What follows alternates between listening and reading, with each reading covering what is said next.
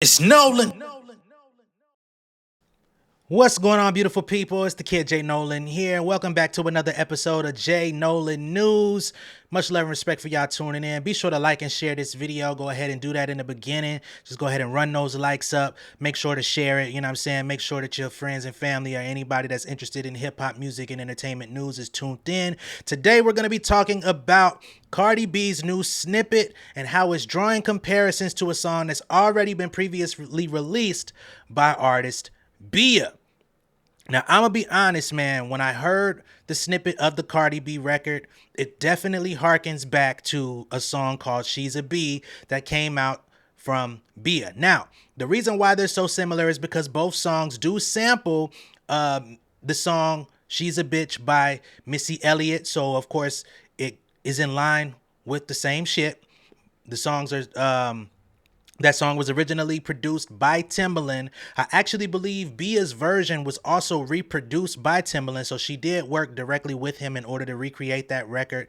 Not one of my favorite Bia records.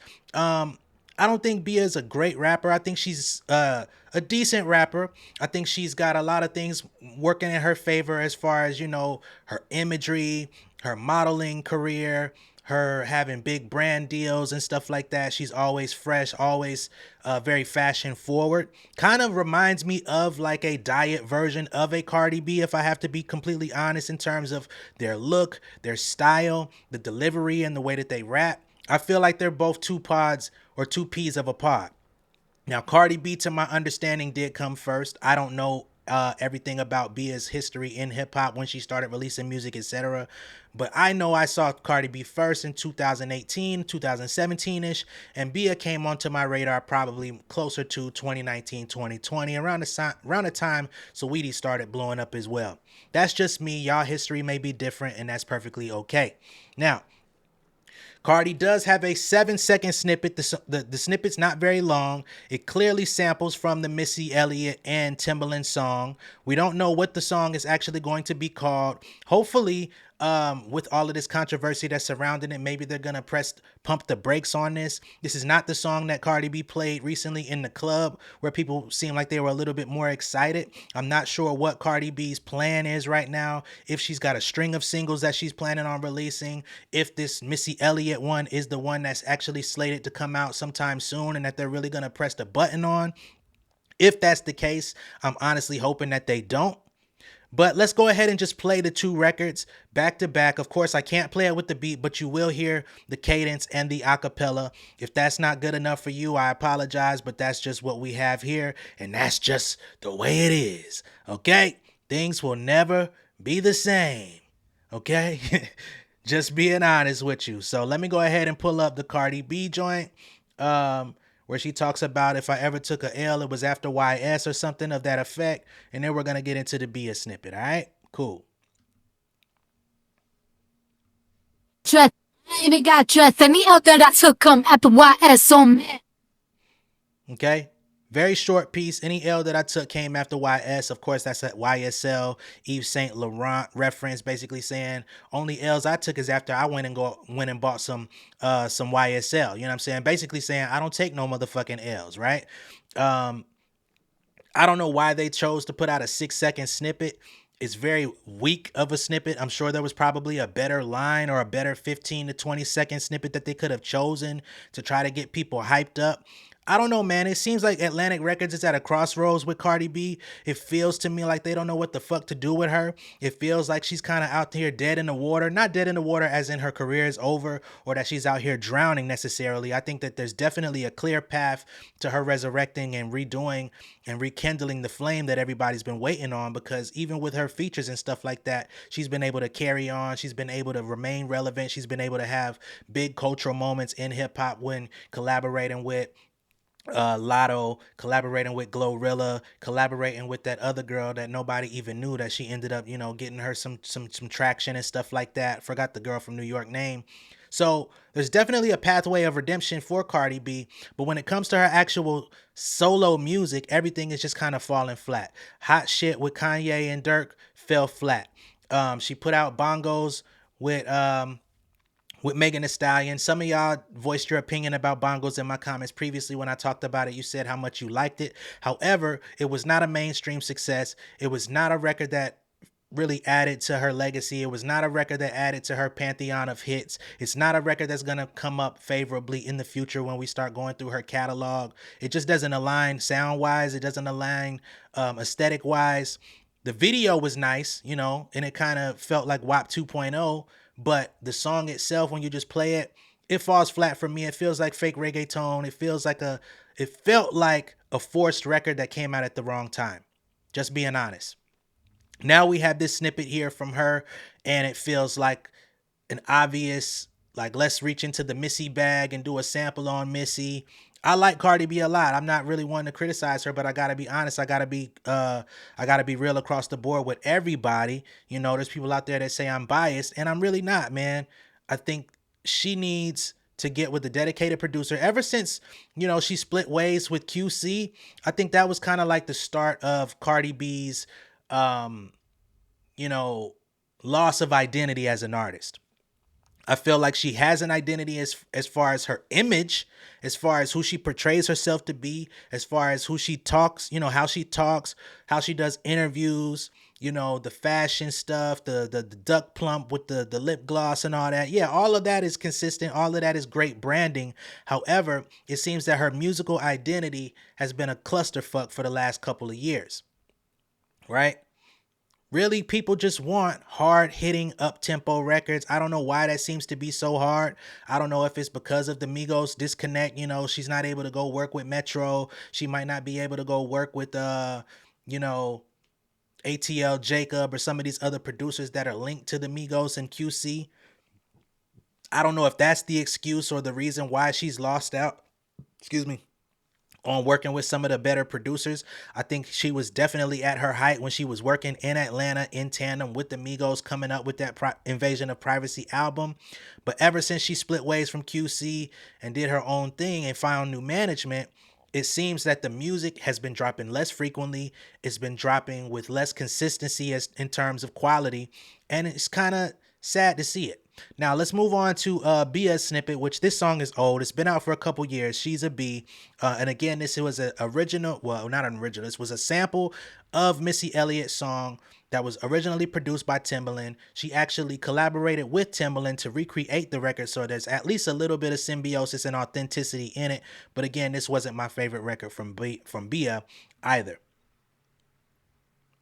And apparently BIA went on social media on the 22nd, shortly after, and she said I wasn't really her. Then they imitated. So people are speculating that BIA was taking shots at Cardi B, basically saying, you tried to make it seem like I wasn't that girl, but then you came and imitated, and now you want to try to copy something that I've already done. Again, her version came out a couple years ago. Now we have a snippet of Cardi. So here's the actual record from BIA, She's a B. That shit already done it, sis. The way I killed them hoes, they dead, ain't seen them. Sis, the way I put that shit on, I be throwing. I'm that. The way I lift that shit already done it, sis. The way I killed them hoes, they dead, ain't seen them. All the way I put that shit on, I be throwing. Sis. So boom, that's the record from BIA. The original, you know what I'm saying, that people are saying Cardi B is basically trying to recreate, which to me, it doesn't make sense to me, right? As big of artist as Cardi B is, signed to Atlantic Records, I don't know how they didn't run any type of inventory to know that BIA had already done this move, had already done this sample. The samples in hip hop are just out of control. It's fucking outrageous. It's very boring. It's very repetitive. Everybody's trying to pull from the same source material, and it's deteriorating the quality of the music.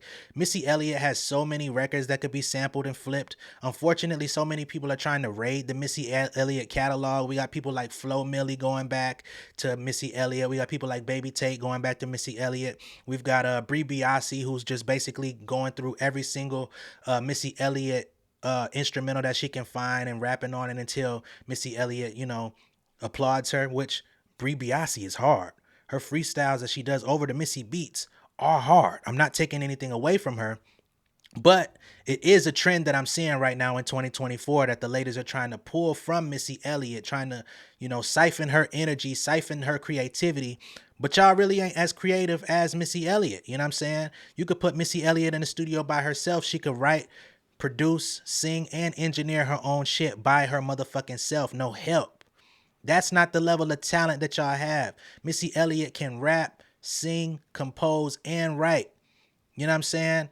She was out this motherfucker when they tried to say she was too fat to be a front-facing artist. She was out here writing for Total, Escape, SWV, Nicole Ray, and all of these different people because she's just that talented. Y'all are not that type artist. We got to keep it a buck. We got to understand the limitations that are placed on us, and there's nothing wrong with having limitations. If you want to expand on them, become better artists, right?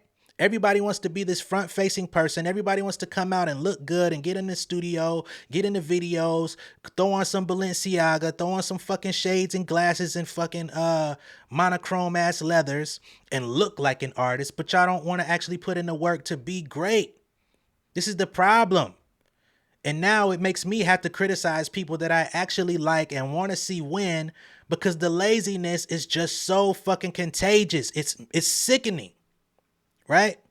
The fact that Timbaland even reproduced the record with BIA, there's nothing wrong with that necessarily. I'm sure that was his way of just trying to reach out to the younger artists coming up, trying to let people know that he's accessible. But there was nothing of value that was brought to that record to make it a necessary song. Right? And now, again, we've got Cardi B now being compared to an artist that's younger than her, less successful than her, and just really, like I said before, a diet version of her when this could have been completely avoided. Why do y'all have an artist and repertoire division, A&R department at Atlantic Records if nobody's going to do the research to know that an artist that's just like you did a song sampling the same record 2.5 years ago? I'm just a regular ass nigga logging on YouTube from my motherfucking home, and I'm able to know that people are, you know what I'm saying? Same way that people in the comments are dissecting it, and it's like, oh, that's not a good look, Cardi. What the fuck going on? So what are y'all being paid for? And when I question this, I'm talking about the people that work for the labels, the handlers, the people that are taking her in the studio or feeding her beats. How do none of y'all know this type of shit, right? Y'all are literally fucking up her brand. And y'all got her out here actually posting the snippet, proud of this shit, when it's like, what the fuck is this? I don't know, man. It's starting to feel like some level of self-sabotage or just sabotage in general. Maybe a plan to, we built you up, now we could take you out while you think you're so powerful. I don't know if that's the case, but it's starting to feel that way because there's so many unnecessary missteps that are happening in Cardi B's career as it pertains strictly to the music. Everything else, like I said, is fine. It's A1, but the music is suffering. She hasn't dropped an album. The people are waiting on an album. And now it's looking like whenever they get the album, they're inevitably going to be disappointed because the music that she's been creating is just not holding up to the standard of what people expected. You know what I'm saying? I don't know if Cardi needs to find new energy, if she needs to separate herself from her current team. I don't know if she needs to get with some niggas in the trenches in Atlanta, get with some motherfuckers that ain't got no hits. You know what I'm saying? I don't know what the deal is. I just feel like right now music is very stale. And that's just across the board. It's not just specific to Cardi B. It's not just specific to BIA or whatever. Like every couple weeks we might get a little something. We got Hiss. We got Yeah Glow. You know what I'm saying? Sunday Service was a decent entry into the game, but it's not something that people are really going to live with for the rest of the year. It sound like Put It on the Floor 2.0. So at the end of the day, I think everybody needs to be in the studio trying to craft a new sound, trying to push your pen to the furthest extent. Even if you're not a traditional writer like a Cardi B, I don't know, you might need to find some new writers. Maybe you're not working with Partisan Fontaine so closely since you're more closer to Megan Thee Stallion. I don't know what the deal is. I would love to do the work. I would love to come in and maybe try to help craft a new sound or craft a new flow or give some creative input. But I would probably never get invited into that circumference because I'm criticizing you. You know what I'm saying? But I'm just coming from a place of genuineness. You know what I'm saying? Being honest and really just wanting to see the best for everybody involved. Now, this Cardi B BIA thing does extend a little bit more beyond than just the music itself. There have been moments where people thought that Cardi B and BIA had some sort of issue or beef or something between them, some sort of tension. Back in March 12th of 2023, there was an article that came out from Hot New Hip Hop where they said BIA denies switching up on Cardi B. They say the Massachusetts rapper said that she's never even met Cardi B despite what many fans have theorized online. They say she had took to TikTok and denied that she switched up despite what fans believe. Apparently, a discussion online fostered after BIA deleted all of her tweets relating to Cardi B before she went live with Nicki Minaj. Now, y'all know BIA did work with Nicki Minaj on a song in the past. And we all know that there is some sort of line in the sand that means if you're coming into the music game, especially if you're a new artist that's not fully established on your own, if you have some sort of connection with a Cardi B or you're trying to foster some sort of connection with a Nicki Minaj, you basically have to pick a side. There's nobody out here that's really been permitted to play both sides, work with both artists, collaborate with both artists, be seen in public with both artists, and not have no type of drawback, windfall, or criticism come on the heels of it. There may be some passive aggression type stuff. We've seen that with like Doja. We've seen that with we've seen this thing play out with Megan. Megan said, I'm not finna let you play with me. I'm finna come at your motherfucking neck. Right? We've seen this with Lotto. You know what I'm saying? A lot of different things. You're not allowed to play both sides. It's like you're either down with the Bloods or the Crips when it comes to Nicki Minaj or Cardi B. You cannot have dual citizenship, right? Now, let's just go ahead and play the clip of what BIA had to say where she claims she never switched up on Cardi B. There was some sort of relationship that they had online, but she basically said, you know, don't ask me about nobody that I haven't met in real life. So she clearly chose her alliance with Nicki Minaj because they proceeded to do the record together. And at that point, she basically was like, stop, don't ask me about the other one. Okay, here we go. Hey, keep it 100. Sweetie, I didn't switch up on anybody because I don't know Cardi in real life. I've never met Cardi. We've never had a conversation.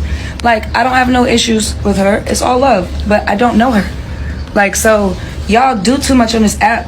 I don't know her in real life. We don't know each other. Shout out to her. We don't know them.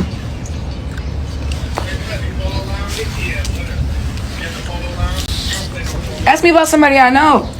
Ask me about somebody I've met in real life, not online. Okay, so that was her attempting to clear up any rumors or misconceptions about her and Cardi B.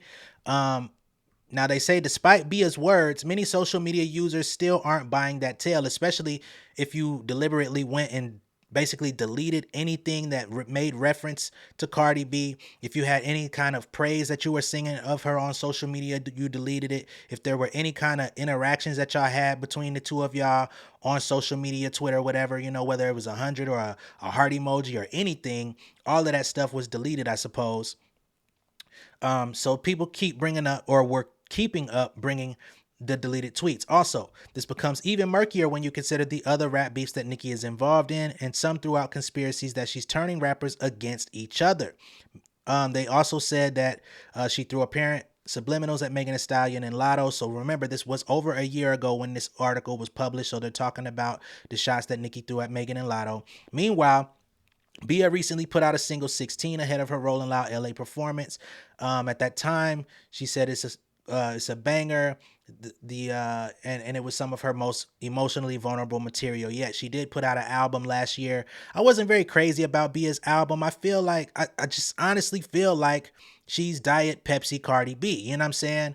So it was hard for me to get into it. Some of the records, they had good bars, but it didn't line up with the beat the way it should. Some tracks had really good beats, but the bars weren't hitting. You know, it was a couple records that I did like on there, but I don't know. It's tough to really get into her. I'm going to be all the way honest. I love the song London with her and J. Cole, but I mean, 80% of the reason I like the track is from the beat and J. Cole's flow when he took over the record. I feel like when that song came out in 2022, that was one of the better feature verses of the year. J. Cole has been known to body verses, so that's not no type of surprise. I mean, he's been doing that for the last 5-6 years on everybody's shit. But yeah, man, it's going to be interesting to see where things go from here. Again, Cardi, with all of this controversy, all the comparison, all of this stuff, I think it's gonna be in you guys' best interest to pump the brakes on this Missy Elliott sample. I know that there's gonna be some Barty Gang people out there that's gonna be like, why would she do that? She's a bigger artist than BIA. She's gonna make this a bigger hit record. It's gonna hit in the clubs. It's gonna do this. It's gonna do that. But honestly, pulling from that, from what I heard, from what I derived from the 7-second snippet, and I know 7 seconds is not very long, this ain't something that I'm going to be playing. This ain't something that I'm going to be trying to turn on, you know what I'm saying, while it's a Saturday afternoon trying to hear some shit banging, having a good time on the way to lunch or no shit. You know what I'm saying? It's not something that's going to get played at no brunch event. It's not something that's going to be played, you know, amongst young people. They don't even know Missy Elliott like that, especially not that particular record. So all of the ingredients on this particular sampled track are basically outdated and played out. That's my take on it. It didn't work for BIA when she did it. So I don't see this having that much impact. I think Cardi B absolutely needs to go back to the drawing board, get her a whole new team of writers, whole new team of producers. If she wants to write the music her motherfucking self, I would even encourage her to do that. Like, take some time and just really handcraft, like, this is what I want to say on my album. I'm going to write the album. I'll let some people come in and help tailor, you know what I mean, and fix little grammatical errors because she's not the greatest, you know, wizard with the English language. So maybe she may need some help with the phraseology and the slang and different stuff like that. But Cardi, this is my plea. Hard 808 beats, up tempo, talk your shit. That's all you got to do. Tomorrow too, same vibes. Talk your shit. You living rent free in bitches' minds and all that good shit.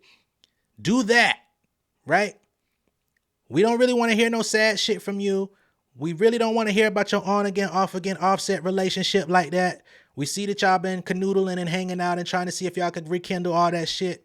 Like, if you put that energy into like a be careful with me or something like that, yeah, that's acceptable. But for the most part, people are uninterested in that relationship at this point.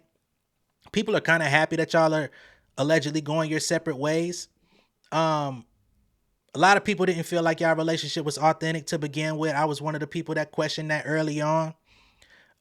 So just make hard records. I don't even think you need a long album. So if you have like this 22 song album and you feel like you're trying to make up for lost time, I don't think that's going to be in your best interest either. I think you need to come out with the toughest 13 records that you could possibly find, 5 of which need to be just really hard 808 strong bangers, right? Maybe have a couple songs that tell stories, you know what I'm saying? Dig deeper into your childhood, things that you experienced, especially with all the crazy allegations people tried to put out and talk about your dad and stuff like that. Talk about your actual upbringing, you know what I mean? I think every good classic album, take notes. If you want to go back and pull from something, why don't you pull inspiration from like Eve, Love is Blind? I don't even know you when I hate you, you know what I'm saying? Like, dig into a bag where you can really get vulnerable but still empower women at the same time, right?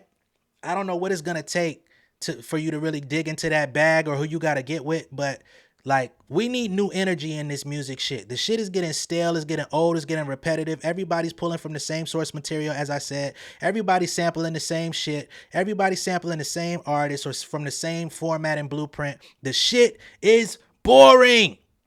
All right, that's my assessment. Let me know what y'all think of all this down below in the comments. Be sure to like and share this video. If this is your first time seeing me on YouTube, go ahead and subscribe to the channel. Hit the post notification bell for all updates, and I will see y'all on the next one. I'm going to take y'all out with Let's Get It One Good Time, and I'm going to see y'all later, all right? Peace, y'all. King of my city and cul-de-sac. Coming out swinging like soldier rag. Leading my people like quarterback. Boy, I study this shit, I'm an almanac. Had to get up and grind. Knowledge is booming, I'm here to apply. Came with the chip and the dip, it just single the mind. We finna do more than survive. I need my check. Spinning the block for the gouda. We hitting the jeweler to flood out the net. We don't do beef on computers, I'm straight out the sewer. We come when you rest. Niggas be looking perplexed, so keeping my foot on their neck. No map, I trust my gut for the quest. With drama, I'm fully abreast. I was ready for years and they doubted me. All of a sudden they tell me they proud of me. I've been dropping these haters like calories. First I'm out, I came back with some boundaries. Stand for my honor, but too raw, no gunner. Packing the stick with a drummer. Wanna catch my bad, won't fumble. I done came too far to be humble.